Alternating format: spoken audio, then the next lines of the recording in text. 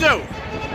We're at our 16 triple, so Nolan's grandma right here, she left some money. Unfortunately, she passed away, but she left some money for an animal charity. So, Nolan, tell, what do we do? Our time is a triple, what happens? For every triple the fitness man, we're donating $100 to the Pennsylvania SPCA. That's a wonderful thing. And we just saw it happen. Triple. This is Beth. Beth is her mom. Betty's the one that left the money to be donated. Scan the QR code up in section 302. Yeah, or you scan can the go QR to code. Excuse me, buddy. Look at this. Scan this. And look at the number. It changed to 16, baby. 16 triples. It's like the privilege. Oh, and we're getting a sunset too. We're getting a sunset. We got pandemic crew. Now, real quick, how can we get to donate? Huh? Go to thepandemiccrew.com. There you have it. And you can donate any amount. You can donate $1. You can donate, $1 million. Whatever you want to donate. If you care about animals and want to help out and keep Betty's memory alive, Absolutely. Pandemiccrew.com. Check it Wonderful, out. wonderful, Brett. With the sunset in the background, Brett, you're gonna love this. You're gonna love it. Hey, folks, welcome to Playing in Traffic to the bald-headed house that we are in. Did want to just discuss one thing with BRAXYB. This is her last full day in Philadelphia for a long time because she's going to Douglasville, Georgia tomorrow afternoon. So this is going to be a short video. I think is going to be helpful to a lot of people. So let me flip the screen. I think I already got videos of how this looked over I don't know, last few days or the last few weeks. Well, it's completely emptied out, as you can see. There was a time where there was literally not a whole lot of room to do anything in this, right, BRAXYB? I'm going to call you Toots. Please don't call me Toots. All right, I won't. I mean, you would literally come in. We have a little area here to walk. Big chair. Our desk was over there, and next to the desk, and I gotta say, I wanted to do this with a third person that is not here with me right now. For 5 years, my father was right here. Okay, not to be completely depressing video, but it actually is a high energy, positive thing because we took care of my father. Depressing because he wanted to get taken care of in the home. You wanted to take care of him in the home. So he finished out his life with you taking care of him as he wanted to, and you taking care of him because you wanted him. And he lived right here. He lived right here. Literally, I'm standing in the spot, and it was just probably one of the most wildest things to now observe about this whole living room area is that was a thing for a long time. And I don't know if anyone had any questions, because it was such a process with my father. I mean, it was during that time right here, and we had a giant hunk of furniture in front of this fake fireplace and a TV right here. The one time my dad was sitting right in that spot in his, I guess it was the wheelchair, right about here, eating lunch. We were both watching TV. I was actually sitting in this position right here where I'm at. And it was at that point, as I think I had like a handful of bills right here or something, looking. My dad said, you always had a lot of questions about family. I go, I don't even, what do you mean? He goes, you're asking about the family, I ask you a question about the family. I was like, okay. He goes, you were adopted. And I did the video, I did the adoption video. That he told me that when I was 48 years old. I really did not know that. So obviously I was flabbergasted. And I'm like looking at him, I go, and he goes, you look shocked. And I went, are you serious? But that happened. If you didn't watch that video, go back and watch it. Yeah, go back. I'll put the link in the description with that video. But right here, that happened right here. And I'm not even going to get any more details about that. It's just the fact that so much happened in this area. There's so many real living memories of taking care of a loved one, and everything that comes with it. I was changing his diaper for the better part of 2 years. If you ever want to know, how did you change an adult's diaper? Immobile adult. I don't even know if there's any other way to change a diaper. It doesn't really matter how mobile you are. Maybe it does. Yeah, because then a person could kind of help you move. Help. Yeah, help. That's true. Did that. Did a whole, that horn's helping a lot out there. City living. I did the following. Okay. No, but I could probably help in a lot of scenarios. I recently talked about elder care law. I'm not an elder care lawyer. They're out there. They're out there to help people find funds to also, which, oh, by the way, money becomes a very serious situation when you're taking care of a loved one. It's a very expensive undertaking. Obviously, them living in a home would be even more money. But if you did not trust the homes, which I completely understand, they're not a thing, believe me, for us. So having taken care of him here, it's a very expensive per hour cost to have someone you trust be in your home all day while you're working. There's a whole process there. He was a veteran. VA came in and helped. I'm trying to think, was there anything else like the financial end that where we were getting assistance? The VA was a massive, I know, but before big that, deal. you had to pay for the nurse. I think his medication was figured out. Yeah. But he had insurance too. Yeah. That helped. That also helps. A lot of people. Because then it gave him like the supplies though too, like the chucks and the diapers and all. Yeah, there was a lot of things. I think the only other cost was because he was on the oxygen for so long. Yeah. Yeah, it was a thing. Was electric. It was a thing. But like I said, between the VA, we got really good assistance from the VA that helped. One of the greatest things that we did was we found.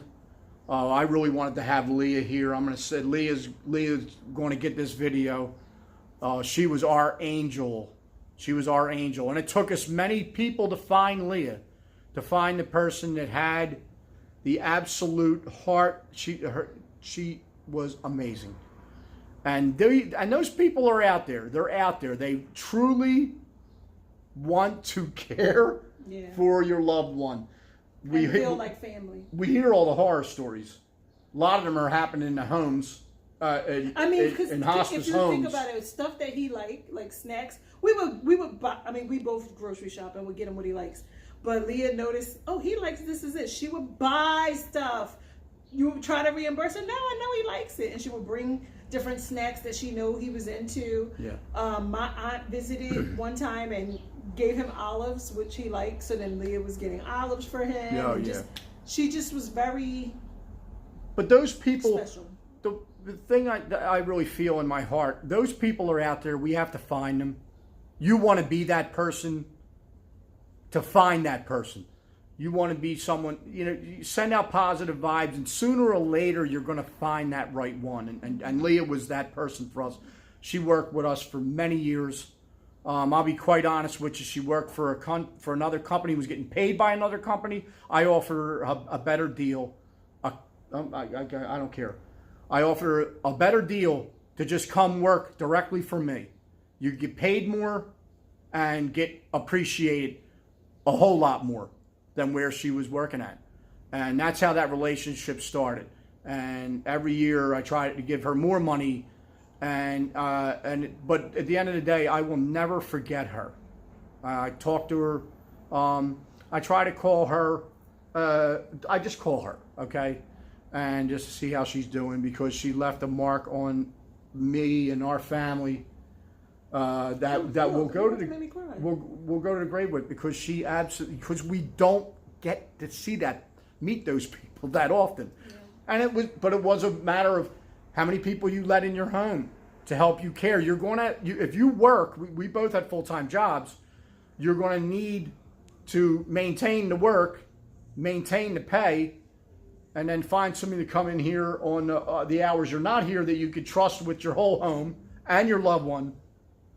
It's a screening process. Because I even think that, like, the people that the nurses that they did send to come out and clean them up and this, because Kia came, it was only one that was top notch there. Yeah, one. Yeah. Like, Kia. other people would come clean them, Kia, you know, Kia but was like great. didn't always like shampoo his hair, trim his nails, just the other stuff. She was. This was the group. Me, BRAXYB, Leah, and Kia. It was literally a 4-person.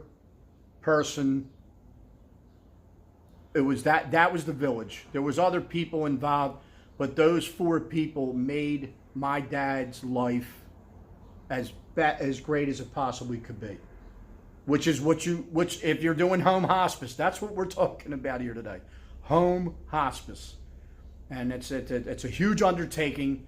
It is a commitment, and you're going to put your sanity on the line because it's going to really push you. Obviously, it's not for everybody. I'll be the first one to admit it's not for everybody.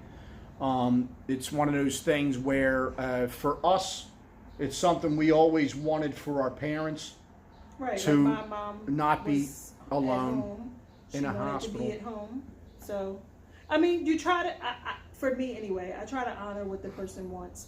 If the person wants to be at home and to be taken care of, it does come into play of like scheduling, because you know you have your own job, but just a cycle of people who are really going to attend to the needs of a person, and then the people that you need, and that's their job and business. You just hope those coming in also care as much as you do. But our parents, on the flip to that, I know they appreciated what we did, but on the flip to it, they also were those people cut from that cloth that did not want to be a burden. Mm-hmm. It's a very fine line between what we wanted, and I know they wanted that. They wanted that comfort of being in their home and being cared for. There are resources. Find what your resources are. My dad made a little bit too much. His pension was literally $50 over the cutoff for the Philadelphia Coalition of Aging. Mm-hmm. He made just too much money, and when I say his pension might have been $2,300 a month, and that barely would pay 8 hours a day, 40 hours a week of somebody to be here to help him. It barely would cover that. When you have a hospice company that takes over, if you're fortunate enough that your loved one has insurance, they will designate a hospice company with you that, oh, by the way, if they don't tell you right away, all these hospital companies offer respite. We, for some reason, weren't told that. I think she made it like you do it in case of emergency. Like one of us is sick and we just can't care for him as we need to. Then there's an option for you. Should y'all become sick or have to leave out of town for whatever reason, there is an option for him to go to a hospital, take care of him. She made it like case of emergency. Yeah, and that. No, and it is a case of emergency every time. I know, but it was like a week, a month you could actually do. Yeah. We had it down to every 6 weeks. I think we were doing it every 6 weeks. But at the end of the day, it's self-care. Because this is going to stretch your emotions. You're going to be almost as tired. You're going to be the emotional fatigue it exceeds the physical fatigue. I think you know what I mean? It's just it's a grind. For me, there's something just a little unsettling to be in that position with your parent, right? Where now they're almost like a child, a dependent, and they need you. Mm-hmm. You're still trying to give them their dignity and respect. And like you say, some of them are like, "Ugh, I can't believe I'm in this situation," and it's uncomfortable for them. Yeah. So it is that I think all of the gamut of emotions that you imagine you would feel, one feels. I was on a Facebook group that whole time that I think was very helpful. A hospice group, home hospice. There's resources with social media. You know, social media at times can be so like, where's the positivity? There is. We need to find it. I found that a hospice, a lot of, you know, constructive conversations on there about whatever situation people were having. They were sharing different thoughts. That's what this video is about. This video is basically about, you know, getting the comments. I put other videos out like this. Everything's not one wheel and falling on the ground and cursing and farting. And burping. Periodically I go, you know what, I think I have something I can help people with. And I face to face a lot of people that a lot of coworkers who were crossing this, intersection of life with hospice care, whether it was in a home or whether it was in a home, a hospice home, or your own home. I don't know, you know, like if they're in a facility or in their facility home. Or your own home. Yeah, and it's like a personal choice. Like yeah. I think, do not feel bad if you make whatever choices. Like it really is. What would you have the time for? Would you have the capacity for it? Like he's saying, can you wash and change an adult? Are you physically and emotionally prepared to do such? It is a job on top of maybe the job you already have. If you have children, that's a whole other issue. Do you have the spacing to have a person? So it's like, if you choose to put them in a facility or you choose to have them in the home, it's a personal choice. You're not good or bad for whatever you choose. Yeah. It just has to fit your life. I think I have something maybe a little helpful to add with a flip of the camera here. Our final setup with my father was, and we really were. This room looks so big now that it's ready to be. The house is going to be up for sale soon. So there was a desk right here. You could literally see the grooves in the rug. My dad's bed. And there's literally probably grooves here. This is probably one of the wheels. And he was right here. I think I'm going to post a picture. I took a couple pictures. The commode was over there. Commode was here because he wasn't doing steps anymore. Right. So what it was, my dad had pulmonary fibrosis. So he needed 8 liters. Wait, 6 liters or 8 liters of oxygen. The concentrator was right here. It was a wall unit. It was here. I thought we had it here. No, remember we used to have it right here. And we were worried about how warm the floor was going to warp the wood. And then we moved it? Just created the space. And he had the commode. And then, unfortunately, he had an accident at the hospice unit where respite takes place. The one we used, and we stopped sending him there because he literally fell and broke his hip. You needed that. But next thing you know, he wasn't mobile at all, so he was in diapers. And the way I learned to change his diaper, I don't know if this was an oversight on the people at the hospital, but when they were discharging him, hold on, let me.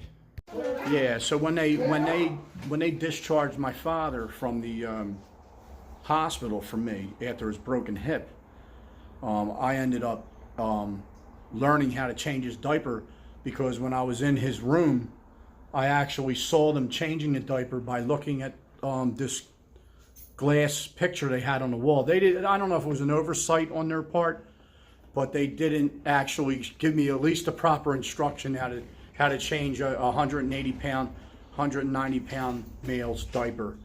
And it was just a matter of flipping them one side of the bed, do that, over to the other side.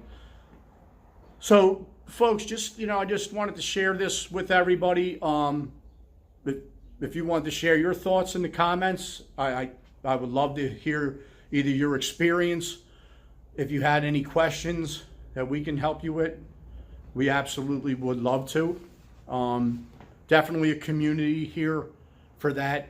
I got a lot of assistance, a lot of conversations over the to time leading up to my dad becoming a part of our home. I got a lot of help, and I would like to share it with everybody. So feel free to leave any kind of comment in the under the video, and I will see you next episode. Thanks to BRAXYB. We're gonna send her off. This is her last full day in Philadelphia for a little bit, as she goes to Douglasville, Georgia. And I will be following her soon. And thanks for watching. See you next episode, and have a great tomorrow.